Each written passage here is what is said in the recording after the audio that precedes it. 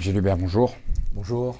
Alors, je vous invite aujourd'hui, avec votre double casquette, vous êtes à la fois vice-président du département et également élu, maintenant dans l'opposition, ancien premier adjoint de la commune de La Possession. Alors, on va commencer par le département parce que c'est peut-être moins polémique. Et puis, vous avez en charge notamment le problème de l'eau Oui. au département. Quelle est la situation à La Réunion aujourd'hui? Bon, il y a eu quelques grosses pluies là. Est-ce que les nappes phréatiques sont chargées? Est-ce qu'on ne risque pas de connaître des pénuries d'eau? Alors, ce qu'il faut bien comprendre, c'est qu'à La Réunion, le problème de ressources n'est pas un vrai problème. L'eau à La Réunion est abondante. C'est un fait. Nous avons 7,5 milliards de mètres cubes d'eau qui nous tombent sur la tête tous les ans, donc on n'a pas un problème de ressources à La Réunion. Éventuellement, des problèmes d'infrastructure selon sur quel territoire on se trouve. Je le dis toujours, il y a des territoires qui ont été beaucoup plus résilients dans le passé et ont été en avant-garde dans les infrastructures hydrauliques. Je vais donner un exemple, la commune du Port, qui était à l'origine ce qu'on appelait la plaine des Galets, était complètement sous-équipée en matière d'eau. Très sec. Très très sec. Hein. Et donc, quand on a voulu construire cette ville dans les années 70, la première question des élus de l'époque était de résoudre ce problème de l'eau. Donc les premiers ingénieurs qui ont été recrutés, on va dire, au port, ce sont des ingénieurs hydrauliques qui ont fait ces recherches. Et aujourd'hui, la commune du Port, c'est la commune où on propose l'eau la moins chère de La Réunion. Et c'est la commune où il y a le taux de rendement le plus élevé de La Réunion, 80%. Alors, quand on dit rendement, ça veut dire que le moins de pertes. Le moins de pertes. Bon, le territoire est petit, il est plat, cela explique cela aussi. Hein. Mais malgré tout, on voit qu'il y a eu un effort particulier dans le stockage de l'eau. 25 000 mètres cubes de capacité de stockage d'eau au port. Je vais vous donner une idée de comparaison. La commune d'à côté, La Possession, 12 000 mètres cubes de stockage. Et la commune de Saint-André, 16 000 mètres cubes. Pour une population qui fait presque le double. Donc on a été quand même assez visionnaire sur le sujet. Pour revenir aujourd'hui à la situation de La Réunion, sur le sujet de l'eau, nous sommes un territoire, on pourrait presque qualifier d'exemplaire, notamment sur les dom-toms, mais également presque aussi en France. Oui, mais parallèlement quand même, on assiste à des choses complètement incroyables. L'Est est une commune où il pleut, alors la réputation, hein, où il pleut tout le temps, et on nous annonce des pénuries d'eau à Saint-André, à Saint-Benoît et à Salazie. C'est un problème d'infrastructure, justement lié au changement climatique. Aujourd'hui, les données météorologiques nous le prouvent. L'eau tombe toujours abondamment, mais de façon différente. Les saisons sèches sont plus courtes et peut-être même plus intenses en termes de pluviométrie. Et les saisons, la saison hivernale, comme on l'appelle nous chez nous, elle est plus longue avec une pluviométrie donc toujours moyenne, voire même faible, ce qui nécessite aujourd'hui des investissements sur le stockage. Ce qui est très important, c'est ça. C'est ce qu'il faut retenir.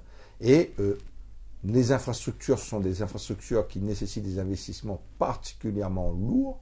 Et donc aujourd'hui, la capacité de réaction fait que nous avons des territoires, l'Est, qui est en grande difficulté parce que les infrastructures ne sont pas calibrées à la nouvelle donne climatologique. Il faut dire aussi ce qui est. Hein. Il y a peut-être des maires aussi qui ont été peut-être moins prévoyants que d'autres et qui n'ont pas prévu le renouvellement des canalisations, ce qui fait qu'il y a des pertes d'eau, il y a des fuites d'eau extraordinaires qui vont dans le sol. C'est qu'il y avait des territoires qui étaient un peu moins résilients parce que le sujet était moins... Oui, résilient, vous êtes bien gentil. J'aime bien qu'on dise les choses telles qu'elles sont. Le sujet était moins prégnant dans certains secteurs. Regardez la commune la plus arrosée de La Réunion, voire du monde, Sainte-Rose, a le taux de rendement le plus faible, oui. 33%. Ouais. Voilà. Alors, c'est le département, hein, dont vous êtes, je rappelle, vice-président, oui, qui est à l'origine du basculement des eaux de l'Est vers l'Ouest. Oui. Et aujourd'hui, on entend des gens à Salazie qui disent, oui, si on n'a pas d'eau, c'est parce que le département a transféré l'eau dans l'Ouest. Les gens de l'Ouest, eux, ils ont de l'eau et nous, on n'en a plus. Alors, ce qu'il faut bien comprendre, c'est qu'on ne capte pas l'eau à Salazie, mais à la rivière du Marc, c'est-à-dire en dessous de Salazie. Donc, ce n'est pas de l'eau de Salazie qui est captée. Hein. Maintenant, Salazie a de l'eau. Le voile de la Mariée coule toujours, hein, il n'y a pas de problème. Un peu moins de temps en temps, mais coule toujours. Il y a de la ressource en eau à Salazie. Il a manqué des infrastructures parce que Salazie est une petite commune qui a connu un essor incroyable. Elle a gagné en population. Aujourd'hui, c'est une ville qui vit bien, mais on a des problèmes structurels qui se posent aujourd'hui. Le réseau routier, le réseau d'eau. Et il faut apporter des réponses à cela, mais ce sont des réponses qui vont prendre un peu de temps. Mais on est en train de s'activer et on a, avec Mme Papaya, fait un gros travail pour, je pense, d'ici quelques temps, apporter des réponses très concrètes aux Salaziens. Alors, il y a une donnée qui est incontournable. Le prix de l'eau n'est pas le même dans les différentes communes de La Réunion. Est-ce qu'on peut envisager demain qu'il y ait une mise en commun, une mutualisation, et qu'on ait un prix de l'eau identique, quel que soit l'endroit où on habite? C'est le but recherché. Aujourd'hui, le travail qui est fait des EPCI, déjà harmonisé. Alors, l'EPCI, c'est les collectivités d'agglomération. Voilà, les collectivités d'agglomération. C'est de travailler à harmoniser le prix de l'eau déjà sur leur territoire.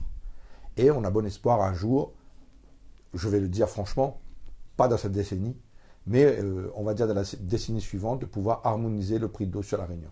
Tout va dépendre du rattrapage de certains territoires en termes d'infrastructure hydraulique. N'oublions pas une donne, l'eau paye l'eau. Donc si vous avez des territoires où... Alors le paye l'eau, ça veut dire que le budget de l'eau doit être à l'équilibre, hein, c'est ça. Hein. Voilà. Et c'est surtout le citoyen qui paye l'investissement. Ouais. C'est sur la taxe que les Mais citoyens... la commune ne peut pas financer, le Voilà, budget doit être autonome. Exactement. Donc nous avons des retards considérables sur certains territoires qui fait que ça va ralentir un peu cette harmonisation du prix, mais c'est le but recherché. Malgré tout, ce qu'il faut retenir, c'est que l'eau la moins chère de France se trouve à La Réunion. J'allais y venir. Le Réunionnais se plaint souvent du prix de l'eau, mais ce qu'il a l'air d'ignorer, c'est qu'on paye beaucoup, beaucoup moins cher qu'en métropole. Parlons pas de Mayotte. Beaucoup moins cher qu'en métropole. Ce n'est pas à comparer avec Mayotte, aujourd'hui et demain. Et aussi les autres territoires d'outre-mer. Aux Antilles, on paye l'eau 4 fois plus cher qu'à La Réunion. Ouais. Y a un fantasme qui revient souvent. Quand on parle de Mayotte, où ils connaissent des pénuries d'eau, nous, à Sainte-Rose, on a de l'eau qui est jetée à la mer. Est-ce qu'il n'y aurait pas moyen de récupérer cette eau et de l'envoyer à Mayotte? Il y a toujours moyen de récupérer. Mais ça a un coût. Et aujourd'hui, ce coût doit être amorti et rentabilisé. Pour l'instant, cette eau envoyée à Mayotte, il y avait un projet à l'époque de pouvoir le faire. Il y avait même une mission qui avait été commandée, mais on avait du mal à pouvoir alimenter un gros bateau dans ces eaux, cette eau-là. Voilà, c'était un problème purement technique qui faisait augmenter le coût et ne rendait plus rentable. Mais aujourd'hui, est-ce que c'est pas moins cher malgré tout que d'envoyer des bouteilles d'eau là-bas avec la pollution, avec les bouteilles en plastique, etc. Est-ce que ça ne vaudrait pas la peine d'y repenser? Ça vaudrait la peine d'y repenser. Au département, on est en train de réfléchir à cela. Et ce serait surtout beaucoup plus écologique. Oui, justement. Maintenant, il y a un gros travail qui est fait sur Mayotte, je sais, sur les ressources propres à Mayotte. Il va y avoir des unités de désalinisation qui vont être mises en place. Un forage aussi, des retenues collinaires. En fait, on est en train de développer une panoplie de solutions qui auraient peut-être pu sortir de terre il y a un peu plus tôt. Et également les problèmes de fuite d'eau, parce que là-bas, c'est encore beaucoup plus important qu'ici. Oui, ça va de pair. Maintenant, à La Réunion, le problème de rendement, de fuite, comme vous le dites, il y a une spécificité par rapport à la métropole. La métropole, on est en grande partie sur les territoires de plaine où la contrainte en distribution est moindre qu'à La Réunion. À La Réunion, nous sommes sur une île où nous devons en grande partie amener de l'eau vers les hauts. Donc, au travers de chaînes de refoulement avec une pression particulièrement forte. Plusieurs bars, qui fait que cette tuyauterie est soumise à une pression beaucoup plus forte, des coups de bélier, comme on appelle ça dans le jargon, qui fait que les tuyaux vivent moins longtemps. En métropole, la durée de vie de l'installation est de 100 ans. À La Réunion, on va dire, on est 4 fois moins. D'accord. Bon, parlons de la possession. C'est une ville qui vous est chère, vous avez été premier adjoint de la commune. Allez, on va être gentil, vous êtes aujourd'hui fâché avec la maire Vanessa Miranville. Vous êtes dans l'opposition. La possession fait la une des journaux depuis quelque temps, avec notamment ces problèmes de cantine. Alors, quel est votre sentiment vous, sur ce problème? Est-ce qu'il y en a vraiment un? Et d'où ça vient? Pourquoi? Et qu'est-ce qu'on pourrait faire? Écoutez, ce qu'on voit sur les réseaux sociaux, c'est un mécontentement généralisé des parents. C'est pas... Dû à quoi? Mauvaise qualité des repas, pas suffisamment de repas distribués, enfin, des raisons diverses et variées. Quantité aussi, quand on voit les plateaux parfois... voilà. qu'il faut bien comprendre, c'est qu'il y a quelque temps, moi ce qui m'a mis la puce à l'oreille, c'est une étude que le TCO a commandée via Cycléa sur le gaspillage. Et un chiffre est sorti et a fait tilt, c'est 60% de gaspillage. C'est énorme. 60% des ingrédients qui servent à de la production de repas à la possession, 60% par la poubelle. Et par la poubelle. Enfin, c'est sur un échantillon. Hein. Non, mais peut-être pas la poubelle pour tout le monde. Voilà. Il y a peut-être un peu de... Bref, 60% n'est pas consommé. On va dire ça comme ça. Ça démontre qu'il y a vraiment un souci. Là, on n'est plus sur de l'interprétation ou sur des attaques de différents groupes d'opposition, etc. Il y a vraiment quelque chose qui ne va pas. Et à mon sens, le problème, il est structurel. Le problème, il est structurel. À la possession, aujourd'hui, ce sont environ 3 900 à 4 000 rationnaires jour. On n'est plus sur une production artisanale pour répondre aux besoins. Il faut une production, ce qu'on appelle industrielle, une production alimentaire industrielle. Or, la possession n'est pas équipée de cet outil. La possession est une des rares communes aujourd'hui. Une cuisine centrale. Voilà, ne bénéficiant pas des cuisines centrales. Nous avons 4 petites unités et qui produisent de façon différente. Pour couronner le tout, nous ne possédons pas de magasin de stockage pour pouvoir planifier notre production. Ça n'existe pas à la possession. Donc, nous dépendons du bien vouloir du fournisseur. Et là, on arrive au bout de la chaîne. Le fournisseur, bien souvent, nous fournit ce qu'il a en magasin et ce qui lui reste et qu'il n'a pas vendu aux autres, au travers des autres commandes.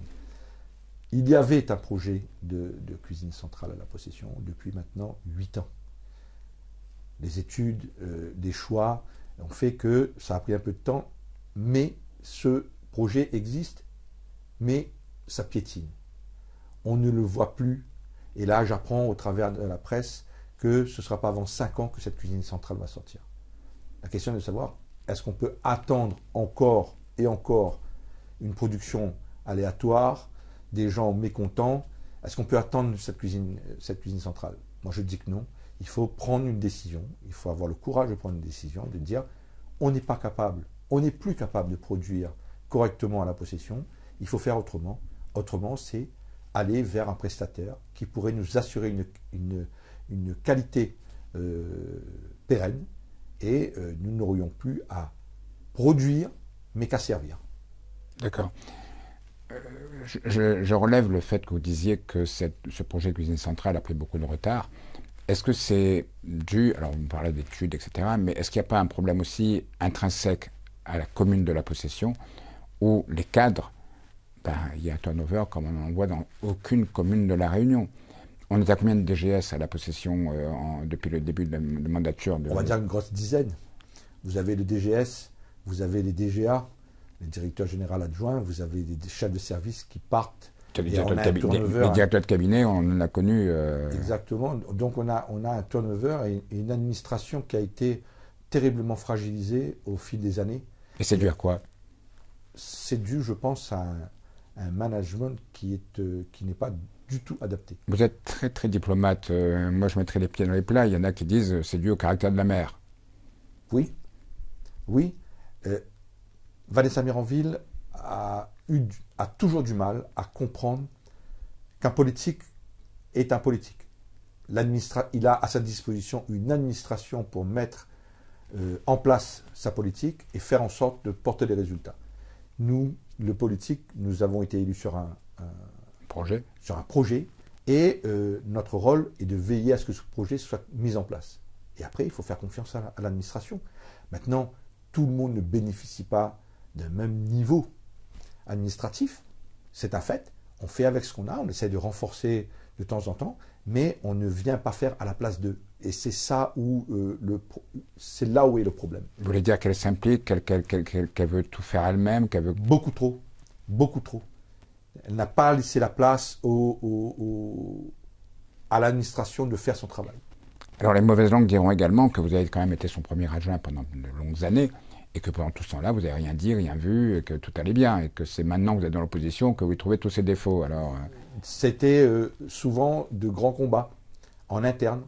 Et je pense qu'à un moment donné, on a dû se lasser de cela, et c'est la raison pour laquelle je suis parti ou on m'a fait partir. C'est quoi l'avenir? Écoutez, moi, l'avenir, le territoire de la possession est un territoire auquel je tiens beaucoup. C'est le territoire de ma famille. Mes ancêtres étaient de la possession. Moi-même, j'ai encore beaucoup d'attaches. Vous savez que j'ai grandi à la possession. Je sais où vous étiez. Et cette belle villa en bord de mer qui était un symbole, avec à l'arrière ce fameux marché aux légumes et fruits qui était unique à La Réunion, hein, rappelez-vous. Non, c'est un territoire qui est à mon sens, essentiel et même un territoire clé dans l'évolution de l'Ouest. On est à mi-chemin entre Saint-Paul, la plus grande ville de l'Ouest, et Saint-Denis, le chef-lieu.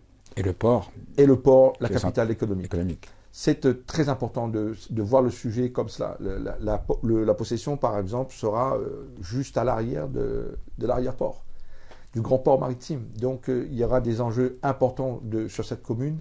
Mais il faut vraiment comprendre que nous ne sommes pas seuls à La Réunion. Nous avons 24 communes et c'est une compétition permanente. Il nous faut savoir composer avec cela et comprendre que la possession doit entrer dans ce concert et prendre toute sa place, notamment en tissant des liens privilégiés avec la région, le département, bien entendu son EPCI, et ne pas être à la traîne et à la ramasse. C'est pas ça que je voulais vous faire dire, hein. Vous tournez autour du pot, mais là il y a les élections régionales bientôt, mais les municipales approchent. Est-ce que Gilles Hubert sera candidat aux municipales? Gilles Hubert sera candidat au municipal, bien évidemment, comme je l'ai été en 2014 et en 2020.